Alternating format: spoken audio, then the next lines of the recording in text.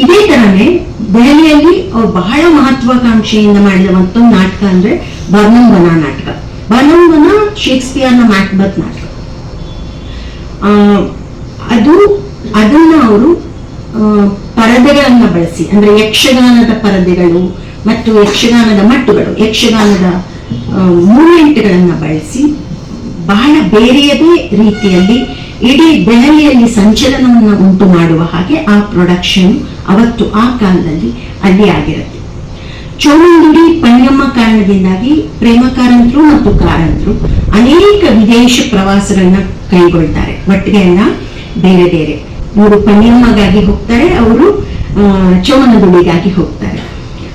ಅವರು ಅವನ್ನೆಲ್ಲ ಬಹಳ ಎಂಜಾಯ್ ಮಾಡ್ತಾರೆ. ಅಲ್ಲಿ ರಂಗಭೂಮಿಗೆ ಸಿಗುವಂತಹ ಪುಸ್ತಕಗಳು, ಸಾಮಾನುಗಳು ಎಲ್ಲವನ್ನ ಹಾಕಿಕೊಂಡು ಬರ್ತಾರೆ, ಅನುಭವವನ್ನು ತಗೊಂಡು ಬರ್ತಾರೆ. ಅದನ್ನೆಲ್ಲವನ್ನು ಮತ್ತೆ ರಂಗಭೂಮಿಗೆ ಸುರಿತಾರೆ.